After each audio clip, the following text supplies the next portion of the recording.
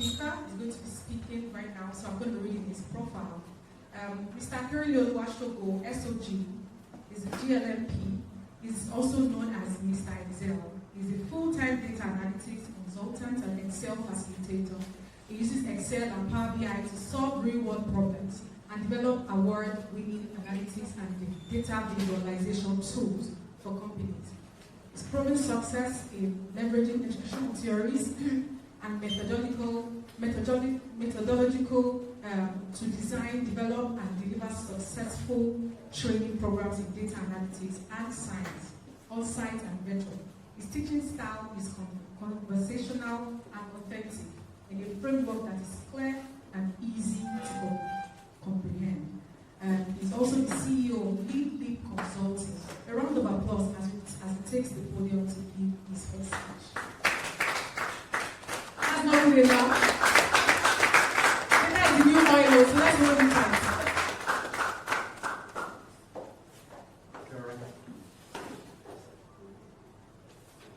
So good morning, ladies and gentlemen.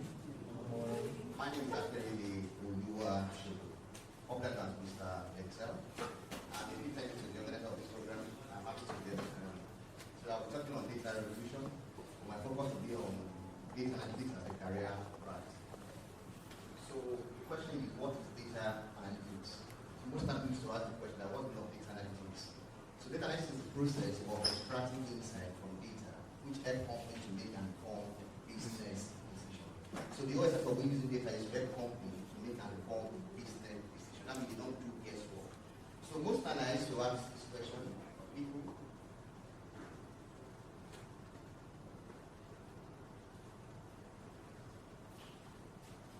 The next slide, please.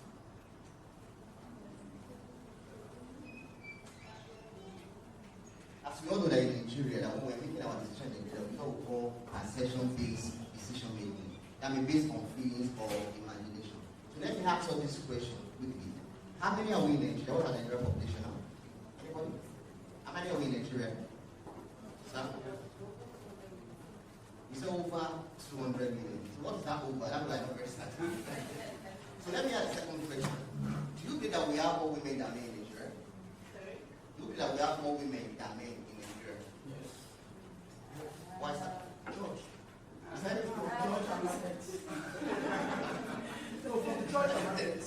So it's not true. So that is just assumption. You know, in philosophy, we call it fallacy of generalization. We are just generalizing, but we are not very sure. You know, most times people try to believe that we don't marry, we won't get husband, that we have more women than men. It's not true. According to the 2022 census, we have about 108 female against 110 male in Nigeria. You understand? Which is not true. Let me ask the question again. How many guys do we have in Nigeria? How many guys do we have in Nigeria? Graduates, don't let people in Nigeria. You don't have the details, right? Okay, how many people are gainfully employed in Nigeria? How many people are gainfully employed in Nigeria? We have the data.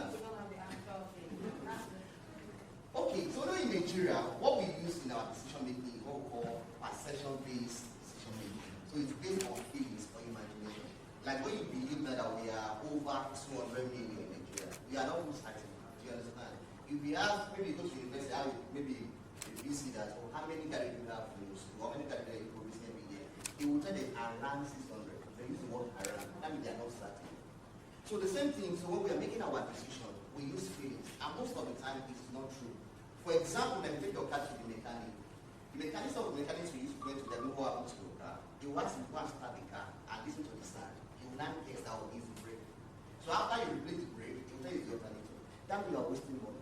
But in an advanced country, there is what we call evidence-based decision making from their point of analysis. That means they've analyzed the car, they know what happens to the car, they cannot make their decision. For example, too, most corporate organizations use what we call perception-based. For example, if your product is not doing well in the market, you don't just assume that it is the price that is affecting your product until you do what we call market study. Because you can reduce your price and you are not still selling. Do you understand? Like I tell people that if we are selling long life, some people will not still buy from you. You agree with me, right? So you don't assume that if you cut the price, that way people are not buying your product. You can reduce your price and people still not patronize you until you do what we call market study. So when you do market survey, you have a lot of questions by doing questionnaire, you can ask you, okay, why you buy our product? Is this quality, price, availability, or quantity? People will feel their responses. Until now, analyze that response to know the reason why people are not buying. They don't even complain about the quality of that product. So that was saying I should go and work on the quality. So that is what it says for what we call data analytics. So who is a data analyst? Yes or no? So I've defined the word data analyst as the process of extracting insight from data, which companies to make an informed business decision. So next one, please. Who is the data analyst? Next one. Next one, please. Who is a data analyst? A data analyst is someone who extracts insight from data to inform better decision making.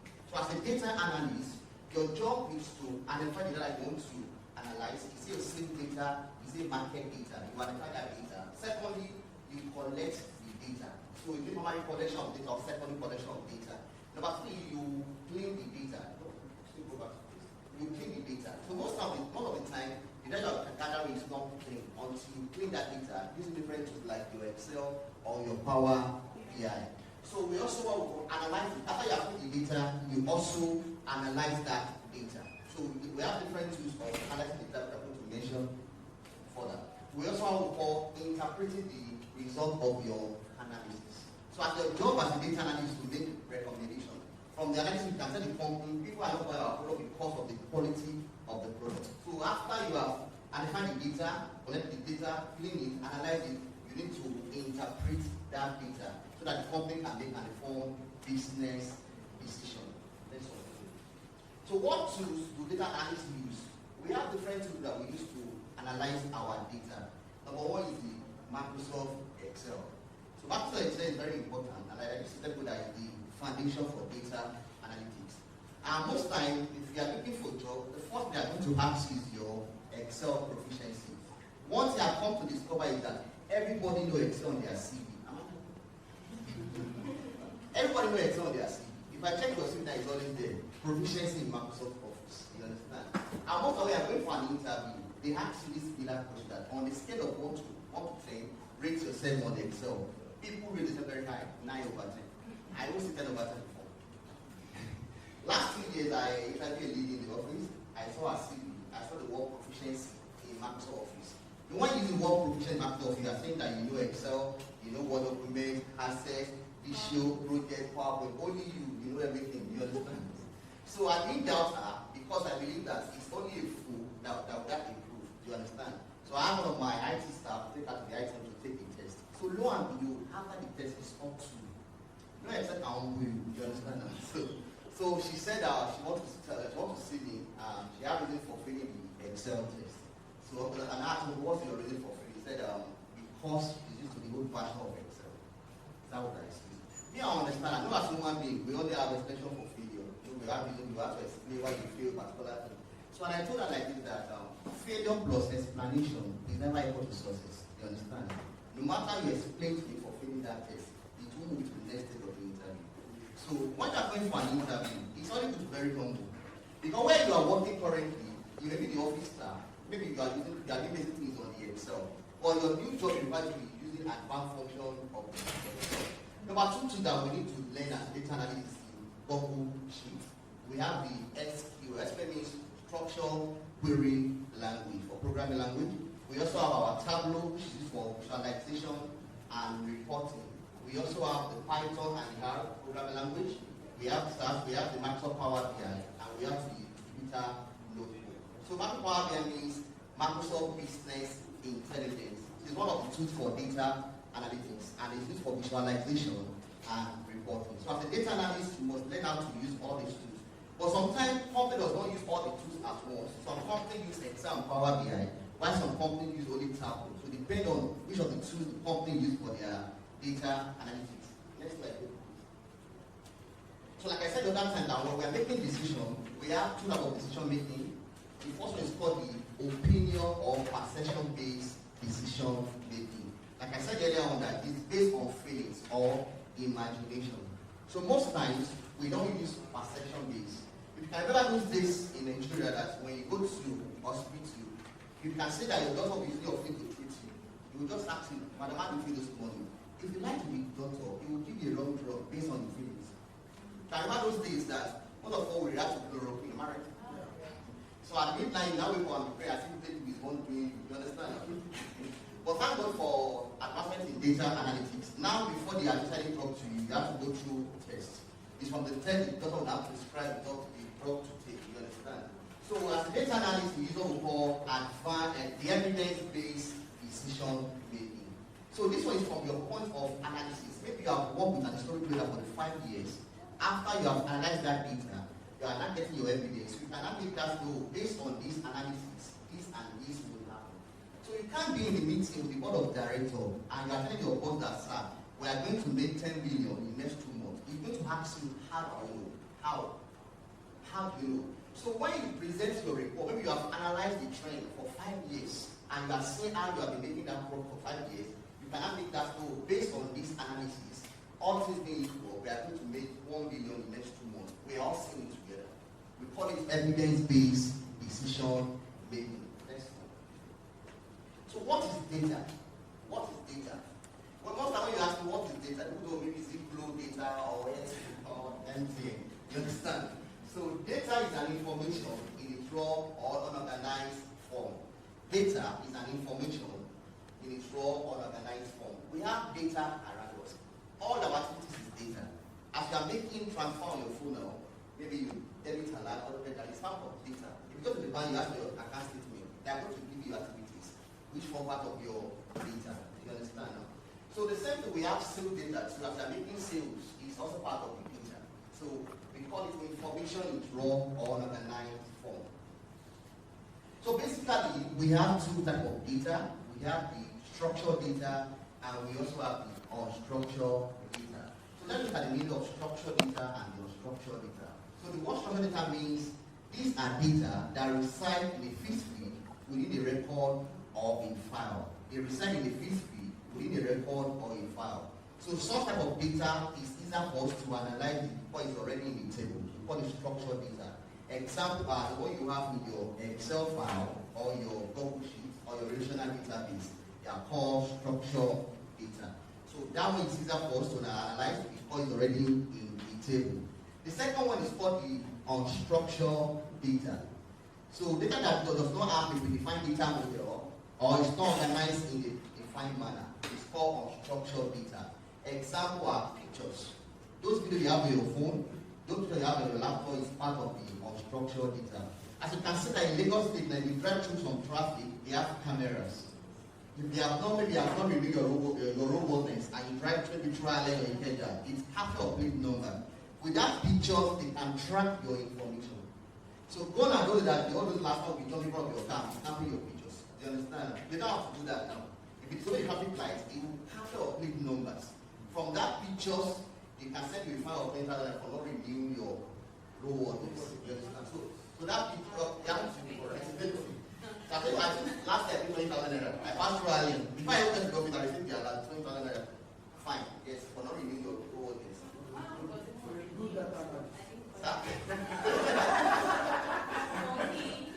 So, it makes life easier. You understand now? So, you know that now you are very conscious that I don't renew my driver. I can't drive through because there's a camera. Or like someone jumping in front of your car and you're fighting on the road. You understand now? So that picture is what we call unstructured data. And also, you can see most companies have positive cameras. If anything happens in the company, they don't accuse anyone wrongly. They just ask that to produce the video of that particular day.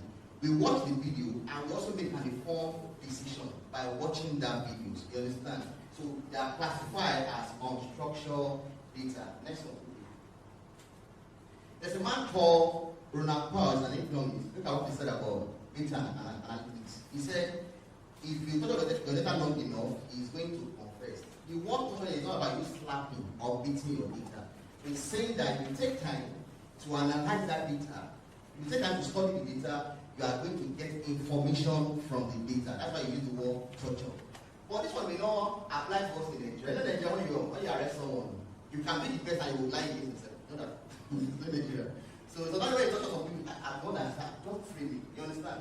But the word torture is about you taking time to study that data, taking time to analyze it, and you get information from the data. Next one, quickly.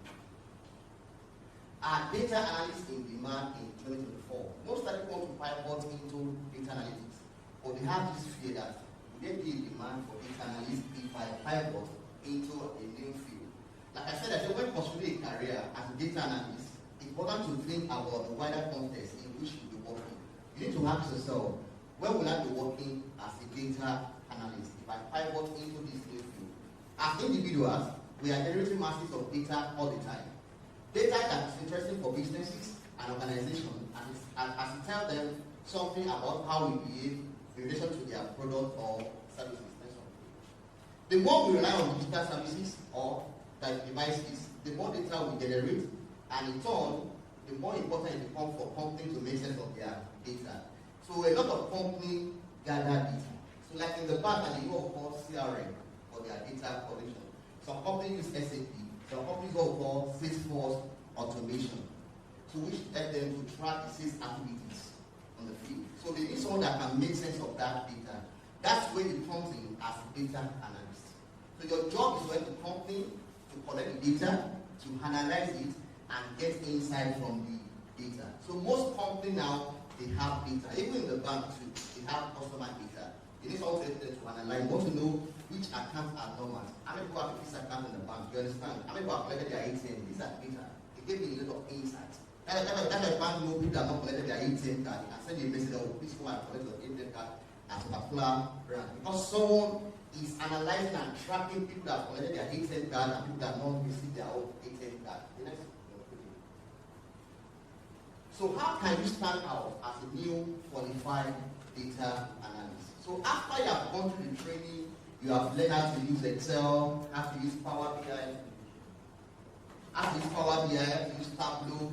How can you stand out as a newly qualified data analyst? Like I said, yes, we have seen data analysis is probably growing field, and data analysts are in high demand. Breaking into a new industry can be demanding, especially in such of time and pace. You need a few plan, obviously, in order to find relevant opportunity and set yourself apart. Next one. So how can you start out as a newly qualified data analyst? Number one, you have to target high growth sectors that survive or thrive with the pandemic. For example, healthcare and health services, logistics companies, online education and remote learning, digital media and entertainment companies. So these are the companies they need data analysts. They need data analysts. Secondly, focus on your personal branding. As a newcomer to the field, it's important to make the market yourself in a way that will align both your newfound skill and practical one which bring you from the previous career. So you must learn how to brand yourself as a data analyst. So I can remember when I started training people then, it was not easy. So I have to give myself a name that will make people to know me.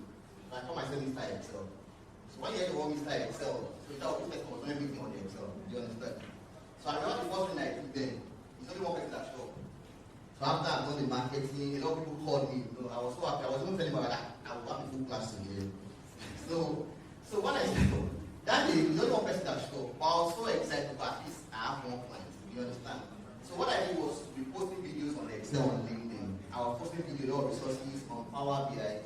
People started liking the videos. So when they watch the video, they make comment, oh, nice share, they share with their foundation. Before you people start doing it, you understand? So most of our training is based on referral. I always say, I've seen your video before. Thank you for the video that you shared. So it's given me a lot of visibility on LinkedIn. So before you know, my connection grew to almost 6,000 people on LinkedIn. But because I branded myself as a data analyst. Next one, okay. So how much can data analysts expect to earn in 2024? I know we all like this salary. What is the salary of data analysts? Because most of the people want to learn data analytics, to ask me that. If I learn this data analytics, that will be my salary. No people are very sure. And most of the people used to ask this story that, Mr. Excel, are you promising no job after going to this training? I used to wonder, I don't have any job to promise you. Mine is to train you and position you for a good job as a data analyst. So I don't want to go and take loan to do my training. I'm doing my data. But we have done the training now. We have partners and give me that job. You understand? So, like I said, the average base salary for a junior data analyst in the United States is $5,797 US. That is the average salary for a junior data analyst. When you do the conversion to Naira, that is about 77 million, 750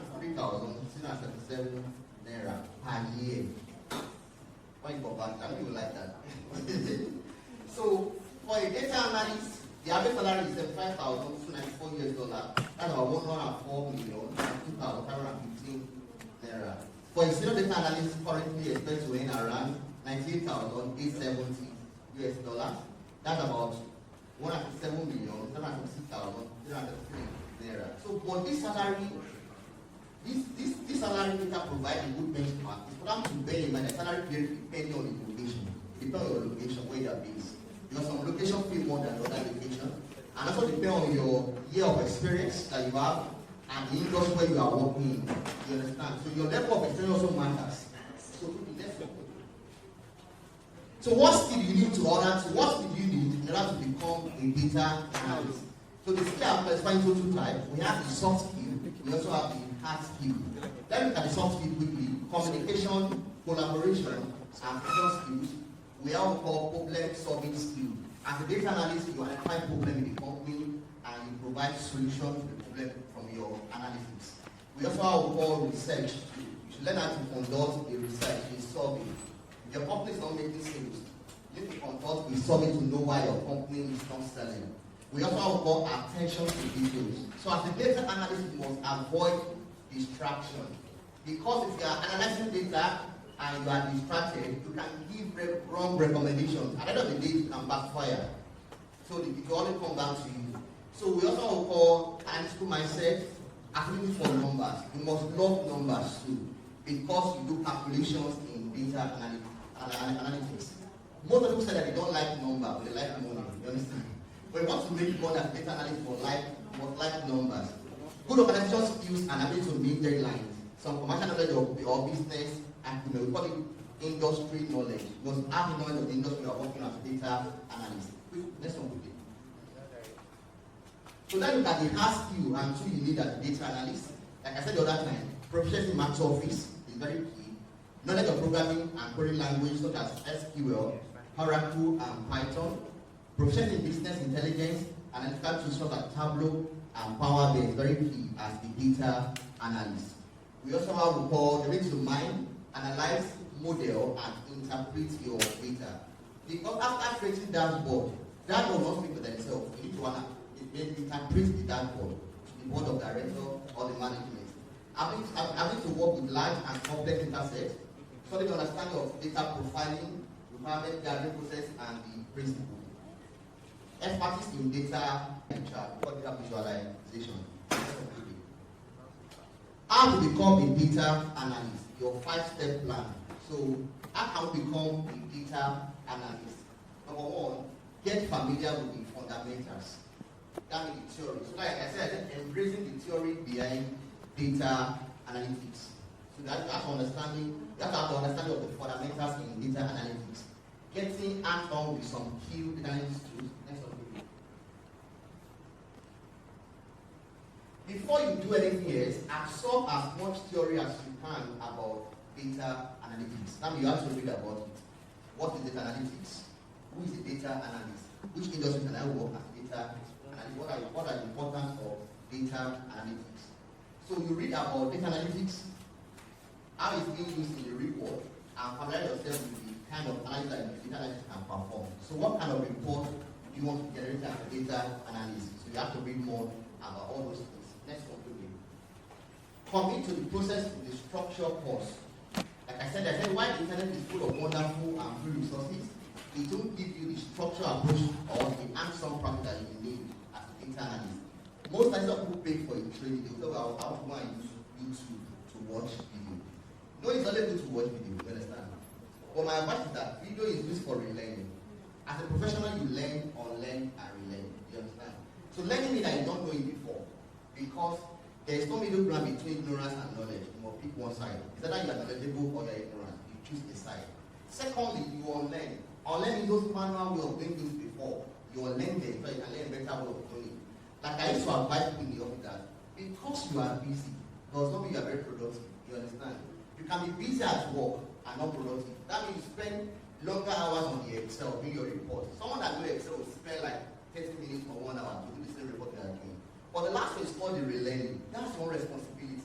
So video is good for relearning. If you watch YouTube videos, what you will not understand, you will not understand.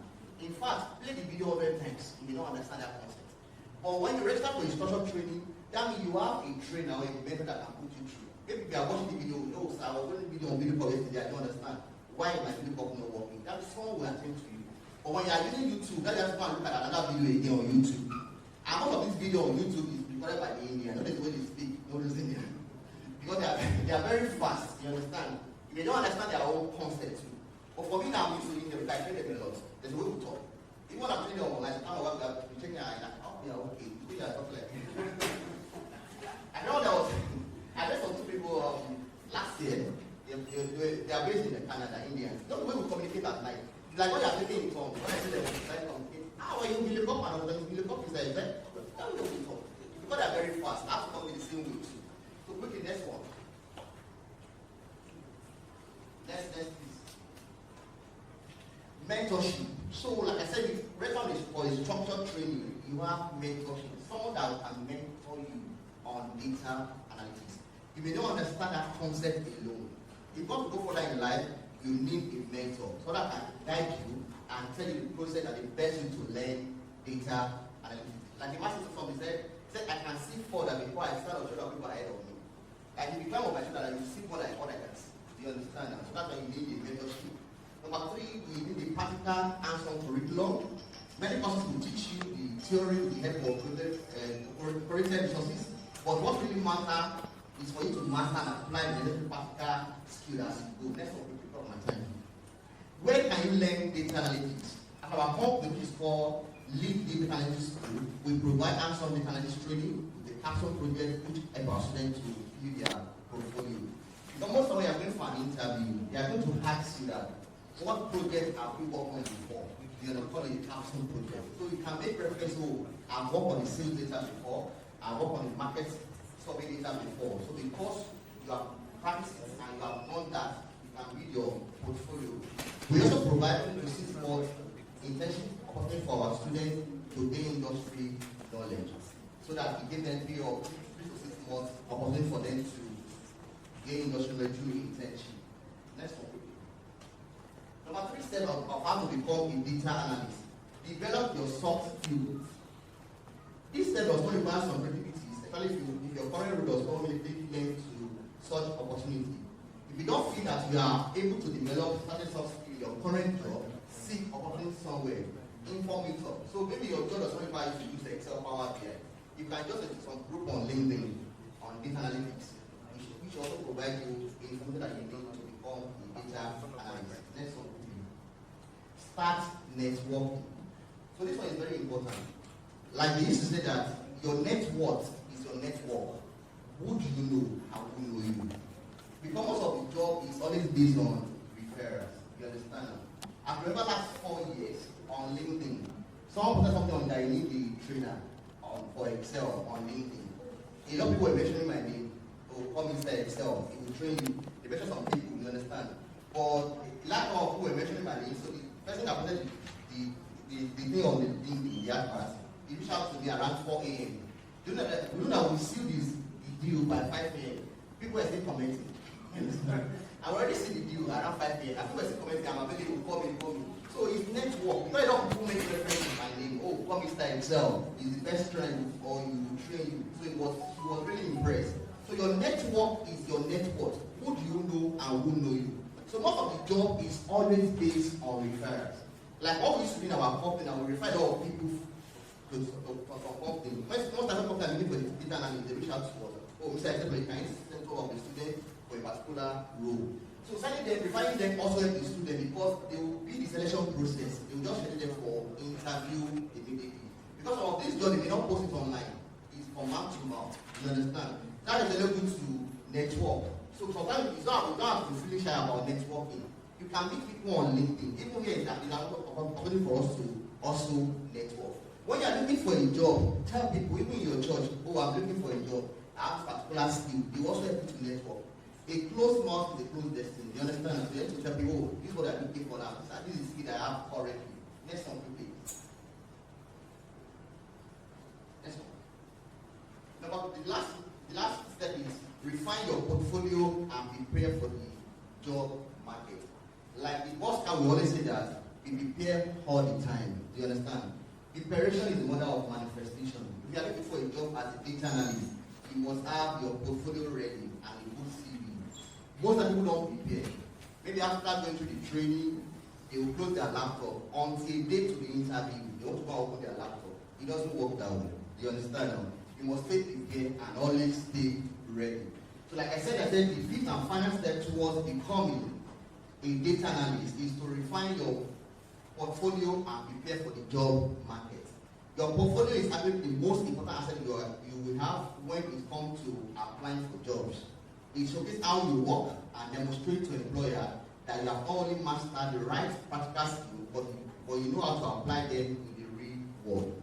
So most times they are going to ask you that, which projects have you worked on before? So that's the opportunity for you to display your portfolio. I've worked on sales data before, I've worked on market survey before, I've worked on financial data before. So like I said, so these 5 points will always help us to become a data analyst. So thank you for listening. Very much. Let's put your hands together for Mr. Excel.